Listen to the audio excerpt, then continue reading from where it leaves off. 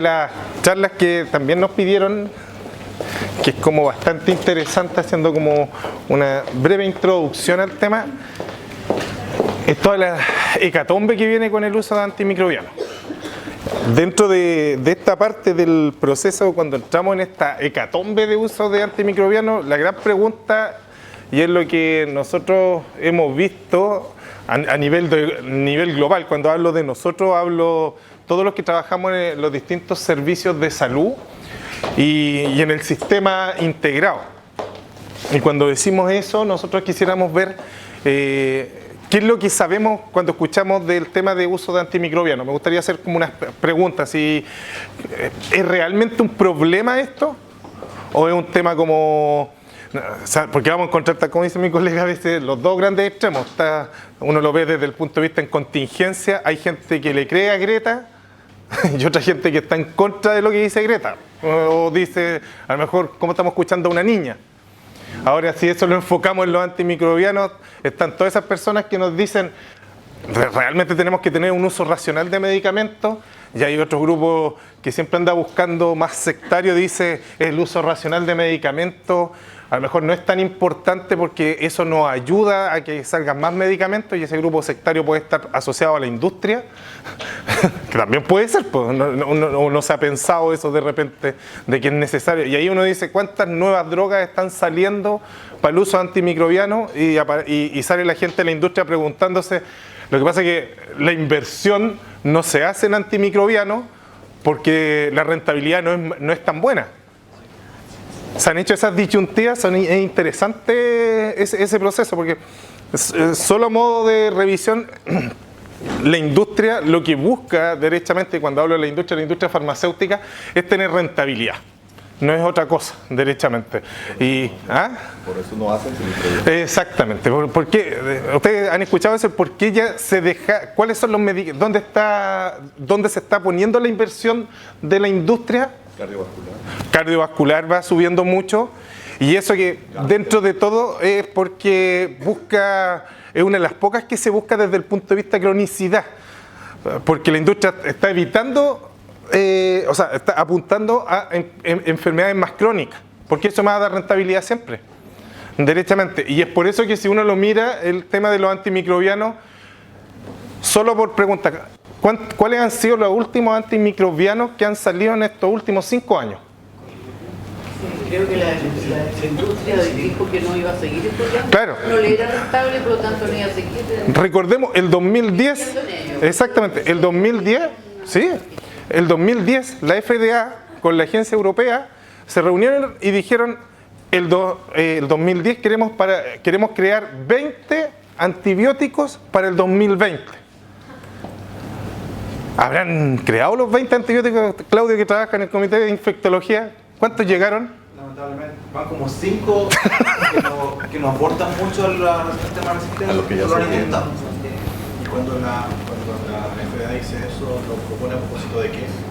Que no hay, o sea, es buena ese análisis. A propósito de que, ¿qué es lo que está pasando? Porque es lo que decimos acá, la multiresistencia. ¿Han visto también empezó a salir mucho que el 2050, eso uno lo ha visto hasta en las películas, ¿se han dado cuenta de eso? Que el 2050 la gente se va a estar muriendo más de infecciones que de otro tipo de enfermedad, porque va a haber una multiresistencia generalizada.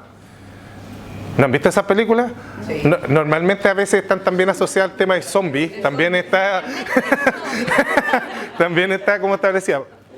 Hay un análisis, hablando del tema de redes sociales, en YouTube, donde aparece, por ejemplo, cómo se va moviendo la incidencia de la cantidad de muertes de pacientes por alguna causa específica.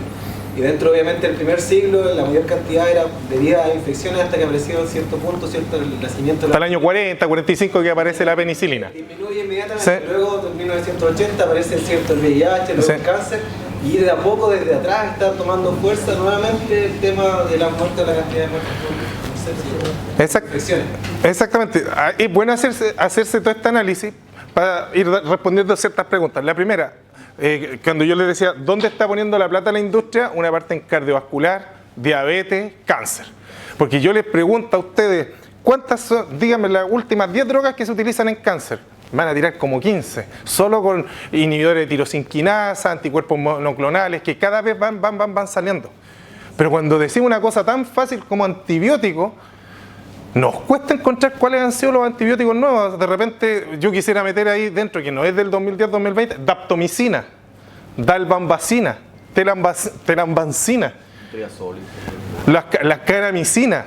Por ejemplo, a mí me quedó siempre la duda cuando nos restringieron la penicilina benzatina, que nunca supimos.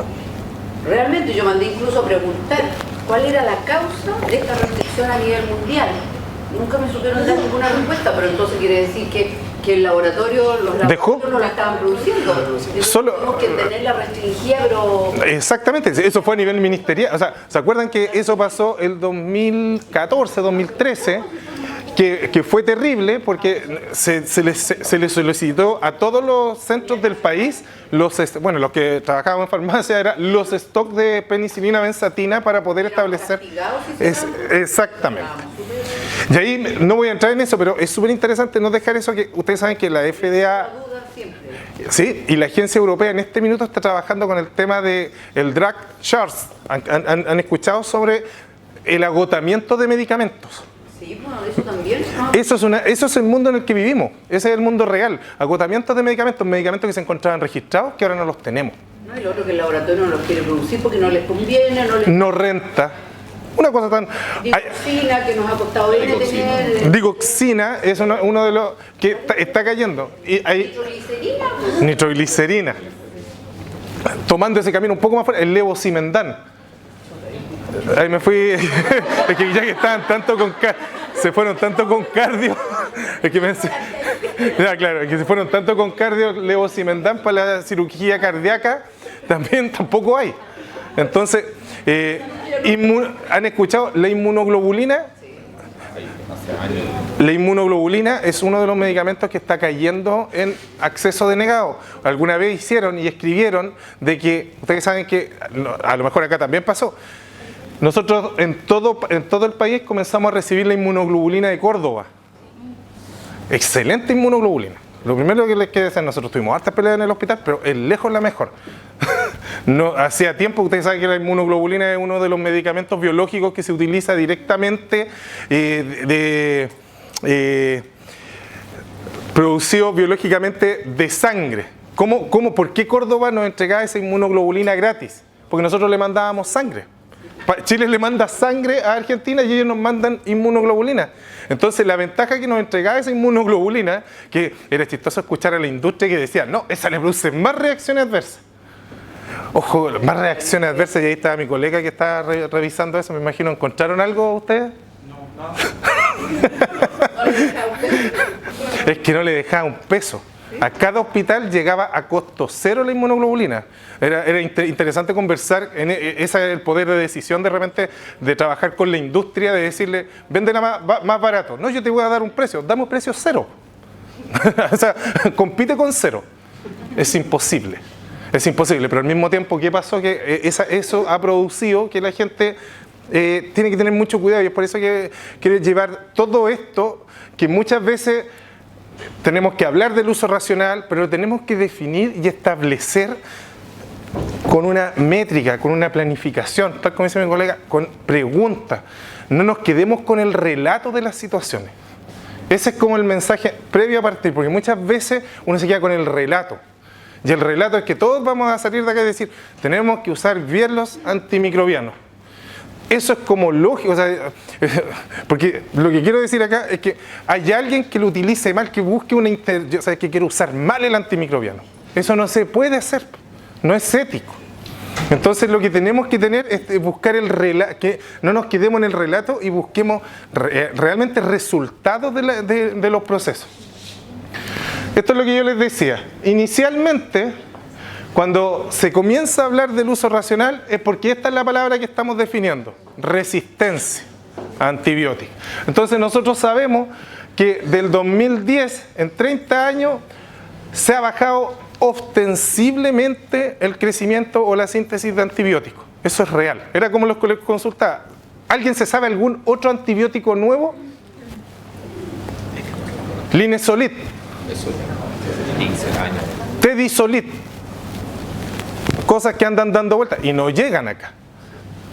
Lo que uno ha escuchado más, ¿sí? ¿Qué es lo que ha escuchado más? Asociaciones, ¿o no? Asociaciones nuevas. Por ejemplo, Ceftazidima avivactam, que la industria está vendiéndola, pero y eso en algún minuto se pregunta, y esa es la pregunta que nos tenemos que hacer nosotros. ¿Es nuevo ese medicamento?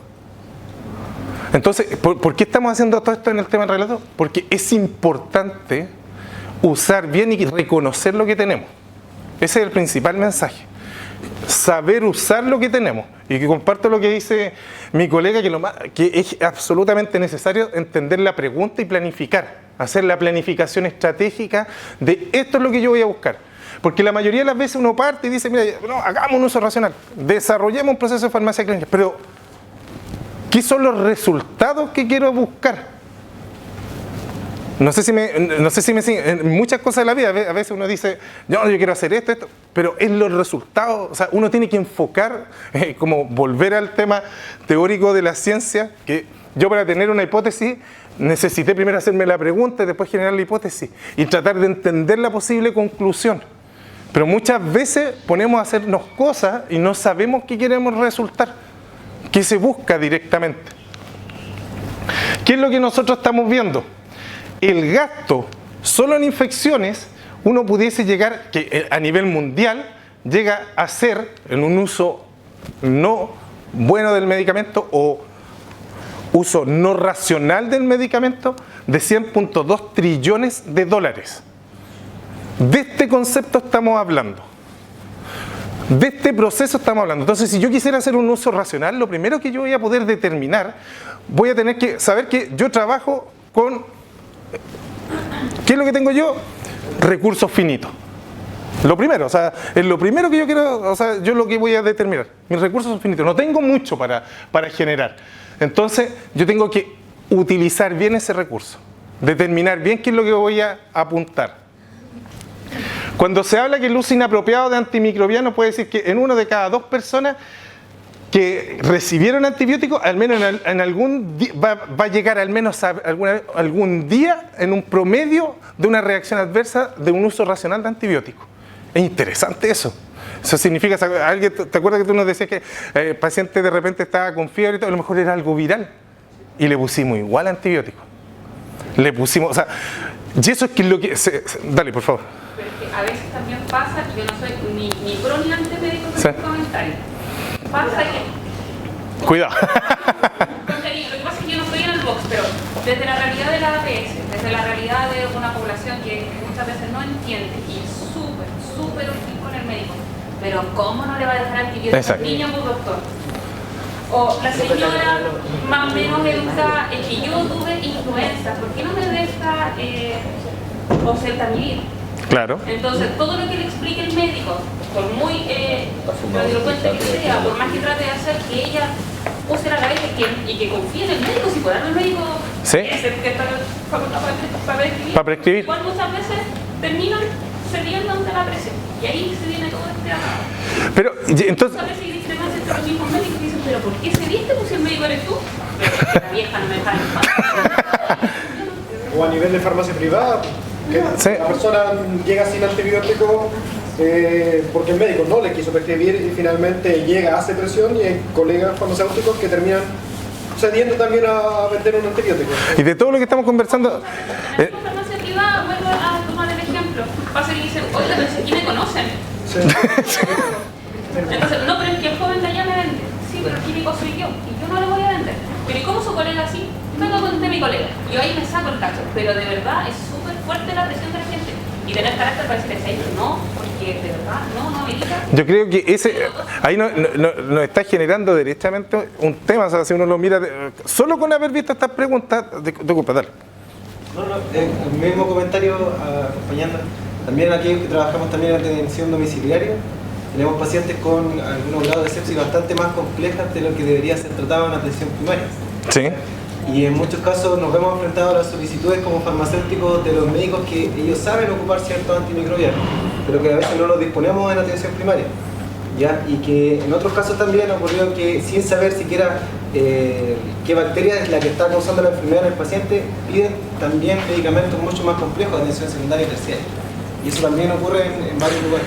Y eso es lo que voy a tomar de todo lo que están. O sea, uno mira, luego de haberse hecho, se han dado cuenta que cuando uno hace un análisis y todo, ya, primero lluvia de ideas, lo que está pasando, la foto que está sacando mi colega. Dentro de toda esa foto que estamos sacando, lo primero que está saliendo acá es educación. Educación de uso de medicamentos y después evaluación, cuál va a ser la ventaja o la estrategia de esto, viendo todo esto, lo que dice mi colega, veremos si hay mayor número de reacciones adversas y segundo, ¿sabemos la densidad de uso? ¿Conocemos realmente cuánto es eso? ¿Eso es un problema o no es un problema? ¿O es el relato? O sea, volvemos al tema. Lo otro, que nosotros mismos tenemos que asumir nuestra irresponsabilidad también de cómo tomamos los antibióticos. La gran mayoría, y lo hemos conversado entre colegas y entre los médicos, de repente se da un tratamiento de antibióticos y ni siquiera se termina el tratamiento, ni siquiera el médico, ni siquiera el químico. Reconozcámoslo. ¿Sí? Nos sentimos bien, 3 días, 4 días y dejamos el tratamiento. Entonces nosotros mismos no nos creemos el cuento, no hacemos el tratamiento como corresponde y cómo nosotros le podemos pedir a nuestros pacientes Una cosa que no estamos haciendo. Tenemos que reconocer El ser y parecer. El ser y parecer. Mira, estos datos son obtenidos por la Organización Mundial de la Salud y están los datos de Chile. Y obviamente está nuestro hospital. Yo obviamente puse el hospital de nosotros, pero están todos los datos de Chile. Se le conversar porque la Sociedad de Infectología los tiene. Y es como definieron en las unidades cómo eran los porcentajes de tratamientos de antibióticos en cada una de las unidades. Estaba lo que pasaba a nivel país, a nivel continental y los distintos tipos de hospitales. Nosotros, y esto es lo que pasa a nivel mundial, no es solo que lo vemos nosotros. En las áreas pediátricas, en general, no sé por qué, si se sabe por qué. Se dice siempre que los equipos clínicos desde el punto de vista de pediatría siempre tienen como una visión más, es tu hijo. Es como una cosa súper determinante, que eso ha provocado que las multiresistencias es muy raro que se den en los hospitales pediátricos. Hay, pero son muy pocos, ¿o no, Claudio? En comparación a adultos, las tasas de multiresistentes en pediatría o incluso en UCI son bajitas. En todos los hospitales pediátricos, que son solamente pediátricos, porque cuando se juntan con adultos, cambia el escenario. Eso tenemos que tomarlo y verlo en cuenta. Por ejemplo, nosotros nos dábamos cuenta, esto unidades de pediatría, unidades de hemato-oncología, unidades de trasplante, unidades de cuidado intensivo, solo comparándolas por pacientes tratados, si ustedes se dan cuenta, habían diferencias en cómo se maneja el tratamiento o el uso racional de antibióticos. Entonces, trabajando en esa línea, nosotros deberíamos determinar, porque estos datos están, los podemos solicitar, y si nosotros queremos hacer un uso racional, ¿por qué estoy planteando esto y por qué uno avanza eso? Primero saquemos las fotos cómo está nuestro país. ¿Qué queremos hacer? Por ejemplo, acá, dentro de las dos cosas que uno ve de lo que salió, primero tenemos que educar y segundo saber cuánto es lo que estamos sacando. Datos que están. Y nos vamos dando cuenta que esto lo tiene la Sociedad Chilena de Infectología. O sea, se puede solicitar. Por ejemplo, nosotros lo solicitamos para nuestro hospital, el Calvo Maquena. Directamente donde nos íbamos dando cuenta, ¿por qué nos ayuda a nosotros esto? Porque nosotros nos decimos, ¿cuántos tratamientos empíricos estamos sacando? ¿Cuántos de esos tratamientos empíricos realmente está llegando a ser un efecto real del tratamiento? Necesitamos los datos. En algún minuto siempre se conversa, oye, ¿por qué tenemos que llenar tantas fichas? Tal como lo hacía mi colega, que tiene súper definido un Excel, una definición, un Big Data. Porque tenemos que tomar decisiones, porque que la cosa no termine con llegar al dato. Que la cosa termine para que ese dato a nosotros nos entregue una toma de decisión. Si estamos hablando derechamente de más de 100 trillones de dólares en el mal uso de antimicrobianos, les aseguro que con solo ver procesos de educación y solo evaluar y entender la densidad de uso del medicamento, ustedes van a bajar el uso indiscriminado de antibióticos en cualquier unidad, sea APS, hospitalizado, farmacia privada, en cualquier tipo de población, pero necesitamos los datos. Se necesita detener y pensar eso. Tiene que haber un grupo que esté revisando esto. Porque si no, se pierden las cosas. Por ejemplo, este gráfico, que también está incluido Chile, si se dan cuenta, determina cuántos son los países que lo verde son el acceso a los antibióticos, que son de primera línea. Por ejemplo, amoxicilinas, beta-lactámicos que pudiesen ser en tratamientos de infecciones de primera línea en el agudo, por ejemplo, en el APS. ¿Qué porcentaje de uso en los niños? Que uno, esta es la sigla, se han dado cuenta que los gringos siempre ponen como una sigla capaz de dar como una palabra así bien fuerte, aware, conciencia, concientización del sistema. Entonces, ¿qué es lo que se dan? Qué interesante, si ustedes se dan cuenta, la pediatría siempre tiene un buen manejo en el acceso y ojalá no utilizar antibióticos como era en el off-label. Pero sí reconocer, por ejemplo, nosotros nos damos cuenta que en Chile, ustedes no sé si estarán todos de acuerdo, porque estos son datos de este país, de nosotros en el 2016. Tenemos un acceso a antibióticos en un 60% para las infecciones normales de los pacientes. ¿Estamos de acuerdo en eso? O sea que aquí va cualquier paciente a una APS y va a encontrar amoxicilina en pediatría. O un paciente adulto va a encontrar levofloxacino, ciprofloxacino oral. ¿Es así? ¿Es real eso? Sí. Estamos bien.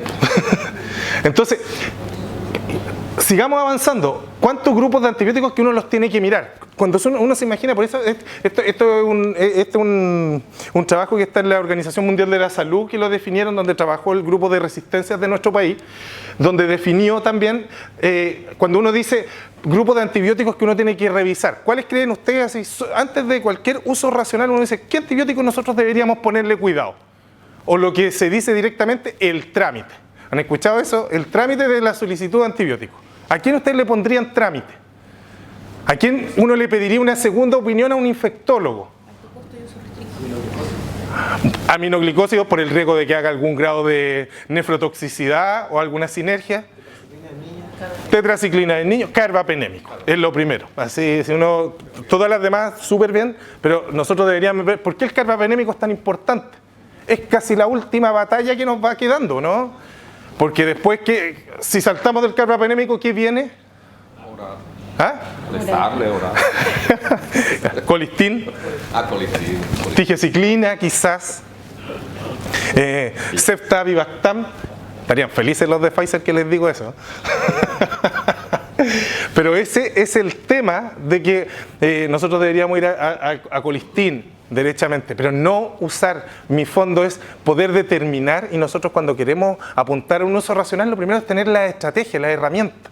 Ya, educar, saber cuánto es lo que usamos, saber cuál es nuestro acceso, a qué le vamos a poner nosotros una restricción. No porque nos están diciendo que tenemos que hacer la restricción, porque entendemos que esos medicamentos son de un uso más de riesgo.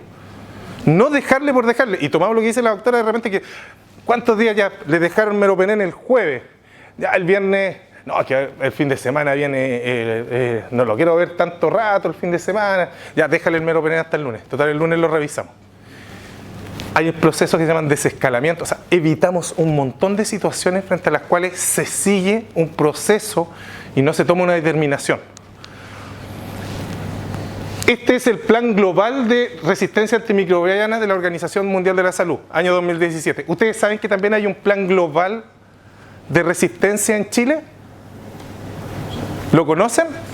Ya, les aviso, métanse. O sea, el 2017 Chile sacó un decreto y un reglamento por ley que se le dio a la Sociedad Chilena de Infectología hacer y salió por ley el Plan Global de Tratamiento Antibiótico.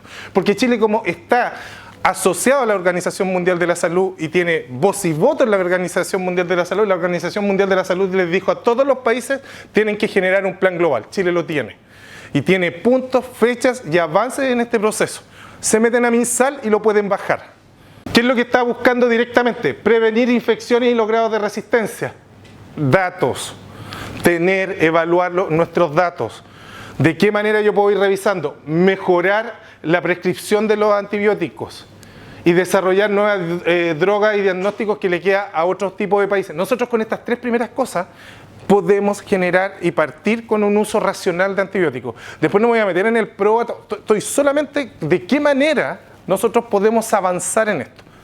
Sacar una foto real de lo que nos está pasando. Cuando uno habla mucho del stewardship, que en español, como decía mi colega, es mejor decirle PROA, Programa de Uso Racional de Antimicrobianos, pero es interesante en inglés, cuando uno dice stewardship, viene de dos grandes palabras en inglés que quisieron definir, porque esto es un uso de uso racional de rational, y en steward uno lo podría decir policy. Entonces, lo que querían decir con esta palabra era tener un uso racional con policía. Era como raro ese concepto. Por eso, exactamente, por eso muchos, o sea, nosotros y los españoles, qué chistoso que nosotros le creamos a los españoles, siendo que los españoles a nivel mundial son los que tienen el peor desarrollo de resistencia a nivel mundial. Esas son, ¿se acuerdan cuando volvió al tema? El relato. Eso es relato. Es interesante ese gran tema. Si nosotros preguntamos, ¿quiénes son los países que tienen mejor desarrollo de uso racional de antibióticos? Claudio. Grupo europeo, quizás, Inglaterra, Finlandia. Luego de eso, Canadá.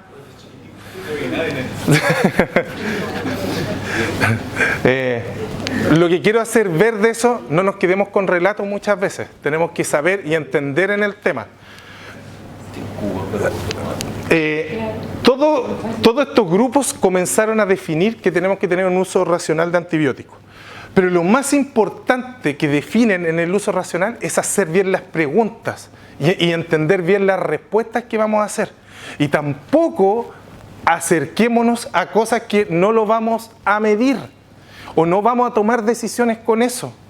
Por eso es tan importante, y hay muchos de estos, ustedes saben que, ¿por qué fallan los programas de uso racional de antibióticos? Porque nadie los sigue después. En eso fallan, nadie los sigue. Uno quisiera directamente buscar cuáles son las poblaciones de riesgo. Obviamente los pacientes con cáncer, cirugías complejas, artritis reumatoidea, pacientes con terapias de reemplazo renal, pacientes con trasplantes directamente. Esos son nuestros grupos. Estos grupos de pacientes son los que nos van a hacer multiresistencia, porque ellos van a generar genes en las bacterias que los van a enfermar y se van a traspasar a la población. Y nosotros sabemos que no solo la población por un uso racional de antibióticos va a generar resistencia, ¿cierto? ¿Cuál es el otro foco que a nosotros también nos puede generar resistencia de antibióticos? Lo que estamos comiendo, los antibióticos que se utilizaron, salmonela, o los antibióticos o el uso de alimentos con antibióticos que se da en las comidas. Eso está ya revisándose. Eso también está generando procesos de resistencia. Entonces, en ese manejo es donde uno tiene que ir apuntando. Entonces, ¿qué es lo que se busca directamente en un stewardship asociado con un programa de optimización de antimicrobianos? Mejorar resultados clínicos, asegurar que el uso de los antimicrobianos directamente tenga costo-efectividad, disminuir la prevalencia de resistencia y disminuir reacciones adversas. Y obviamente todo eso va de la mano de disminución de costos, ya sea costos directos o costos indirectos. ¿Qué es lo que uno siempre va a buscar en los stewardships o PROA? Mejoramiento en la atención del paciente, reducir los daños colaterales e impactar en los costos. Porque esto directamente va a generar un impacto de costos. Y aquí es donde uno siempre, como que eso le genera como escozor a los equipos clínicos. Uno habla de costo y cree así como, no. Yo veo pacientes, yo estoy centrado en el paciente, a mí no me meta el costo. ¿Se han dado cuenta de eso, no? Como que tenéis que inventarle otra cosa, hablar de costo-efectividad para que, y ahí te creo un poco más, o costo-beneficio. Siendo que todos pagamos esto. O sea, es como yo quiero ir a comprarme un auto, no me hablé del costo, me gusta ese auto, me gusta el auto, pero a mí me gusta el auto, si yo quiero el auto, no me interesa cómo lo pago. Ese proceso de cambios que hay que analizar, porque alguien siempre está pagando esto. Cuando uno quiere ver PROA en forma general, esto está pensado como un modelo desde un punto de vista hospitalario. El primero que tiene que estar involucrado es el director de hospital o el director de APS, o sea, él tiene que saber lo que está pasando. Él tiene que entender que esta situación se está generando. Los jefes de servicio, equipos de infectología, de infecciones asociadas a la atención de salud, laboratorios microbiológicos, otros profesionales, informática fundamentalmente. Entender en qué partes va a generarse mayores riesgos. Por ejemplo, una de las cosas que a nosotros va pasando directamente cuando hay un prueba, si tienen un hospital que recibe pacientes de trasplantes, saber que esos pacientes pueden hacer reacciones adversas o tipos de infecciones en algún minuto. Conocer a nuestra población, si en una APS, en una campaña de invierno van a conocer cuánto va a ser el mayor número de antibióticos de uso. Ustedes han sacado los procesos desde, por ejemplo, en APS, cuánto es la densidad de uso de algún antimicrobiano por campaña de invierno. Claro, eso sería interesante. Uno también lo podría sacar si llega todo por una sola compra, medir el número de órdenes de compra del tipo de antibiótico que salió. Entonces, eso es lo que... Porque necesitamos tener una foto del tema. Porque si no es muy difícil después comenzar el camino para avanzar. Y luego de eso, uno puede comenzar con los distintos. Este es el que están utilizando ahora, el AWARE, donde nosotros vamos a definir los 3 tipos de antibióticos con grupos de acceso, los que hay que estar mirando, y grupos de antibióticos reservados. Acá en el reservado, el último recurso, aquí podría quedar colistin. ¿Qué otro antibiótico uno dice? No, lo usaríamos en último caso. Uno lo ve por la bacteria, ¿cierto? Ya, miremoslo por bacteria, a lo mejor por antibióticos mucho. Mirámoslo por la bacteria. De gram positivo, ¿cuál es la gram positivo que nos da más miedo?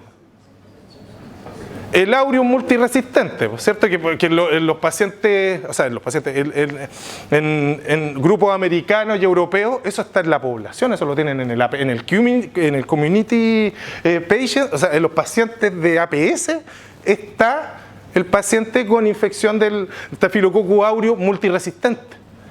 Y desde el punto de vista, ¿y qué nos queda para el multiresistente? ¿Con qué lo tratamos? Vancomicina. Eso sería el tratamiento real del tema. Entonces nosotros ahí dejaríamos. Pero si tuviésemos que subir de banco, claro, y uno piensa en Linezolid y quizás ceftarolina en algunos casos que podría mirar. Vámonos para los gram negativos. ¿Qué nos mata lo de los gram negativos? ¿Cuál? Los ble positivos. La Klebsiella, ¿cierto? La Klebsiella, ble positiva. La pseudomonas aeruginosa multiresistente con SIM muy alta, los pacientes quemados que llegan y ¿cuál es la principal bacteria del paciente quemado que nos genera siempre el problema? A ver, Claudio, ¿cuál es? La pseudomonas. Bien, la habíamos dicho. Y te acordás que hay una que se llama que antiguamente era pseudomonas y ahora cambió. Le cambió el nombre a Stenotrophomonas. Esa misma. Era pseudomonas también. La Stenotrophomonas. Todo eso nos están llegando a nosotros, esos pacientes, entonces tenemos que determinar. Pero lo primero es determinar cómo usamos los antimicrobianos. Por ejemplo, esto es lo que uno pudiese mirar, esto fue un estudio que se hizo en el hospital, que nosotros dijimos ya, a todas nuestras líneas de pacientes hospitalarios, ¿cuánto nosotros lo teníamos con Access Group, que era como tratamiento convencional, tratamiento un poco más elevado o tratamiento bajo? O sea, yo que debería tener un grupo reservado muy menor. Entonces nos dábamos cuenta que entre el 2018 y el 2019 subió este grupo. Entonces, entender eso, ¿por qué subió este uso de antimicrobianos? Este año empezaron los ECMO. Este año, estos pacientes, tuvimos 3 pacientes con infección fúngica invasora de multiresistencia. Tenemos esa respuesta. Pero esa respuesta... ¿Esa medición es en base al número de pacientes o al número de...? Ahí les voy a ir avisando la métrica. Pero esto es en base a uso de antimicrobianos. Uso de antimicrobianos. Y cuando digo antimicrobiano se subentiende que es antibiótico, antifúngico, antiviral. Entonces acá es donde uno comienza con el tema de la DDD, ¿cierto? ¿Han escuchado la típica cosa? Uso de dosis de área definida. Es maravilloso porque esto en los adultos nos enseña, nos dice cuánto estamos usando, nos dice a cuánto podemos apuntar. Esta es la métrica que deberíamos utilizar.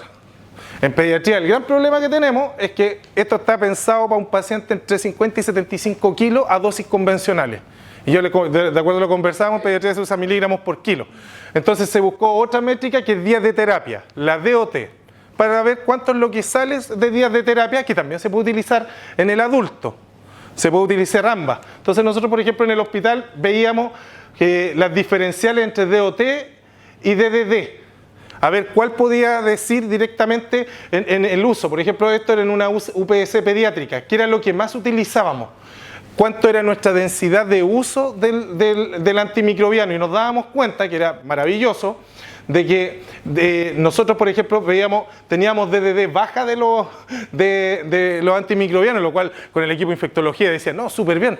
Claro, porque está asociada a que la DDD es una medida de adulto, pero cuando le poníamos la DOT, a veces la DOT era mayor.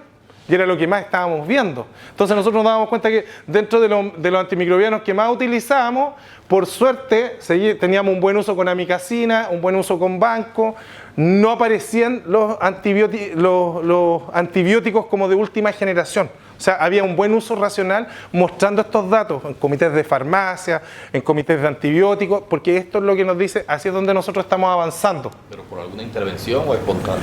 Lo que pasa es que acá hay intervenciones porque hay equipos de infectología, equipos de farmacología clínica asociados a los equipos de infecto, el equipo de microbiología, porque nosotros vamos mirando directamente cómo, esto es del hospital, cómo son nuestras tasas de sensibilidad al uso del antimicrobiano.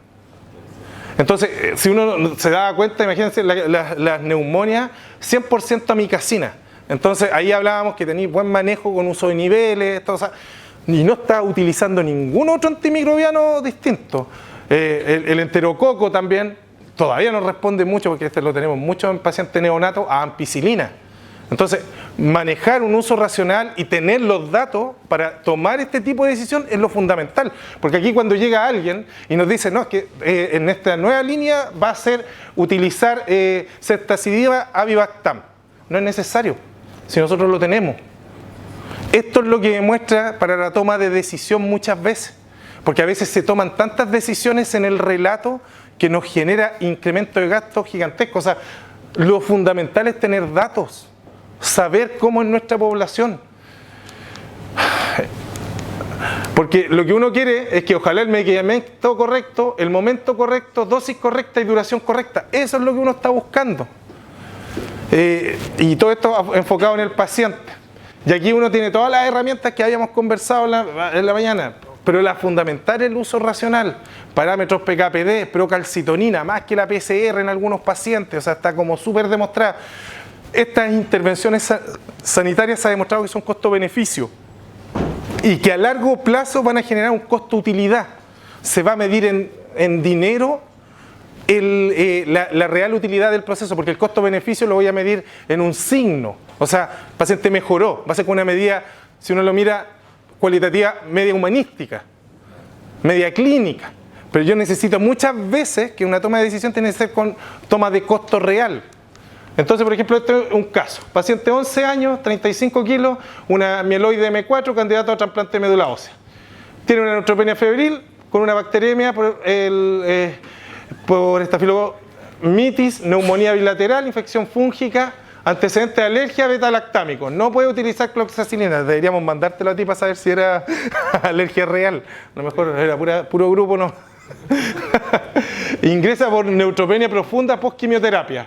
Y criterios de neutropenia. Se toman cultivo y se inicia tratamiento. Al día siguiente se reciben los hemocultivos 1 y 2 positivos para un coco gram positivo en cadena.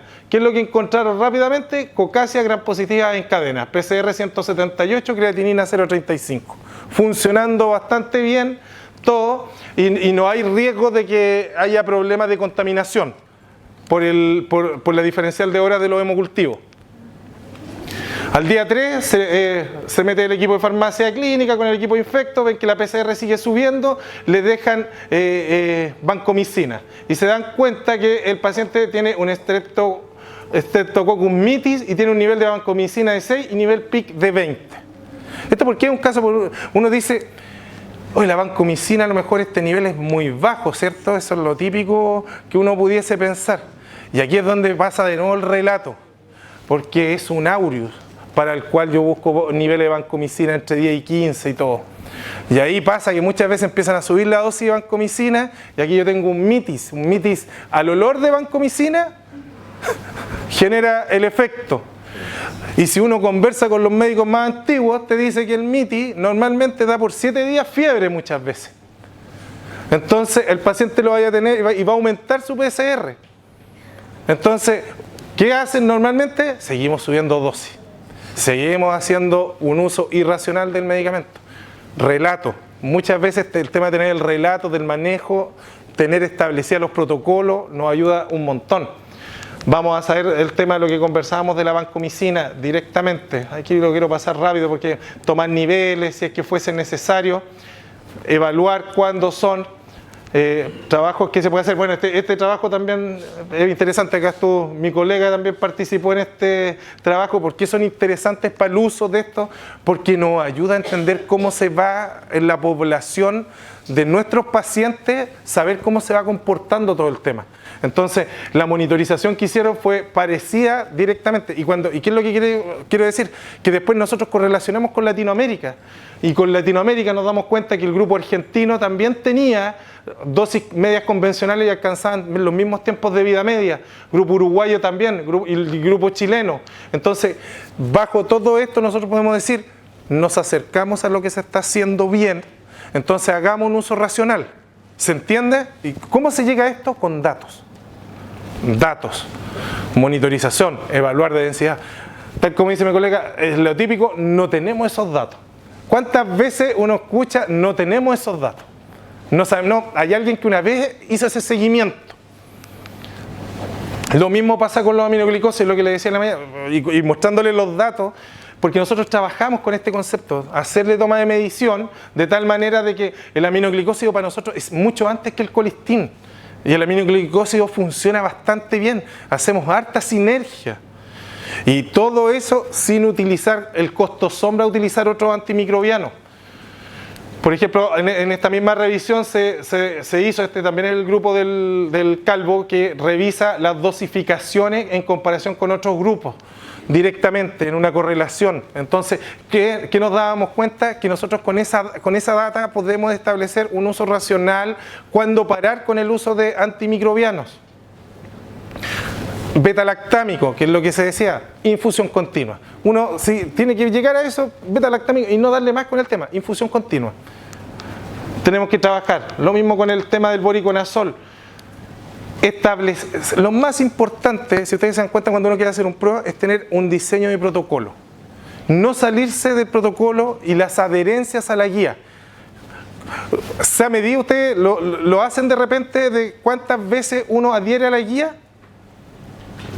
¿Lo han visto? Cuando, por ejemplo, van a ver, se tratan los pacientes y uno dijera, ¿sabes qué? Quiero que mi métrica sea la adherencia a la guía. ¿Cuántas veces realmente le hicimos caso a la guía del tratamiento? ¿Lo han hecho alguna vez? Eso, imagínate, en el PROA eso es lo que busca. Eso es lo que se busca. Porque impresionantemente se dice que cuando tú adhieres mucho más a la guía de tratamientos, estás más cerca del efecto real terapéutico. ¿Qué porcentaje tienen ustedes? ¿Cómo? ¿Qué porcentaje tienen de adherencia a la guía? Nosotros en el hospital estamos en un 65%, pero la meta del PROA es llegar a un 90%. Llegué a 10. ¿Cómo? Tuve la experiencia, pero llegamos a 10, 7, 10. ¿Pero 7 de 10? O sea, 70%. Sí, no, 10% de adherencia. 7 a 10%. Ah, 7 a 10%. pero ahí también uno viene la pregunta, ¿la guía está con acceso a todos? No, claro. Que uno tiene que por eso hacer esa mirada también a veces. Pero lo más importante acá, guía y protocolo. ¿Cuántas guías se usan en protocolo? Por ejemplo, uno mira el APS, hay un montón de guías. ¿Cuántas guías se usan de eso? Porque, ojo, solo para ir terminando en esto, el stewardship y el uso racional no es solo antibióticos, antimicrobianos. Stewardship se puede hacer para opioides, uso de todos los medicamentos. Lo importante en la mayoría de esos casos es adherencia a la guía. ¿Ustedes han medido eso? Eso es lo primero que uno podría comenzar. De hecho, nosotros en el hospital lo primero que hacemos es una pauta, protocolos que se entregan a todos los médicos residentes, becados que pasan, y después se les empieza a hacer una medición de cuántas veces utilizó la guía. Prescripción e indicación. Exacto. Porque ¿qué es lo que uno busca generalmente? Y es lo que se está generando hasta el día de hoy. Que a través del diagnóstico nosotros podemos ir determinando niveles y alcanzar realmente los efectos terapéuticos. O sea, se han dado cuenta que se habla mucho de la medicina de precisión. De tal manera que con los modelos preclínicos, más el modelo real, las simulaciones y los resultados, vamos a dar la dosis individualizada a cada uno de nuestros pacientes. Pero necesitamos, primero, educación. Segundo, datos. Tercero, una métrica que nos ayude en este tema. Cuarto, adherencia a la guía. Partamos con esas 4 cosas y eso lo podemos usar a antibióticos y a cualquier uso de medicamentos de alto riesgo que nosotros definamos. Y eso con una decisión terapéutica, vamos a medir resultados clínicos, perfecto. Vamos a medir disminución en los costos, perfecto. Pero digámoslo desde el día 1 lo que vamos a hacer. No nos enfrentemos a que, de acuerdo a lo que nos va dando, buscando el resultado. Porque eso es lo que va pasando. Acá, por ejemplo, nosotros también hay determinado uso de guía para determinación para el uso de vancomicina, amikacina, voriconazol. Métricas, consumo de antimicrobianos, evaluar la calidad de los procesos, desescalar, resultados clínicos, falla de tratamiento, resistencia antimicrobiana, ahorro de costos, uso innecesario de antimicrobianos, prevención de reacciones adversas. Y esto ustedes lo pueden, porque si yo tengo una baja en la DDD, la puedo multiplicar por el gasto, yo obviamente voy a tener al tiro un costo-efectividad. Rápidamente, porque cuando yo tengo la DDD, bajó por un uso racional, ¿cierto? Entonces ahí yo rápidamente, impresionantemente hago la farmacoeconomía del tema de hacer un costo-beneficio, con multiplicar este dato con el ahorro de costo, pero lo tengo que tener. Eso es lo principal. Por ejemplo, acá en el hospital también hacemos eso, también que se van viendo por tipos de intervención, porque nosotros somos bien, desde el punto de vista como bien detectives, para saber quién es el que menos hace adherencia a la guía, cuál es la unidad que toma las intervenciones, cuántas se hacen según clínica, cuántas intervenciones son aceptadas y rechazadas, para que nos vaya ayudando, para que le vamos sacando la foto con intervención, con un proceso de intervención directa al tema. ¿Ah? ¿Ah? No, bajo ningún punto de vista. Porque sabemos en forma global, nosotros, que más adelante, nosotros siempre tenemos un concepto que el hospital cambió el concepto de ahorro de costo a uso racional. La mayoría de los hospitales y centros de salud trabajamos siempre con contención de costos. Entonces, cambiar el contención de costos por uso racional necesita esta toma de medidas. Entonces, pero hay que hacerlo y medirlo, porque si no queda siempre en el relato.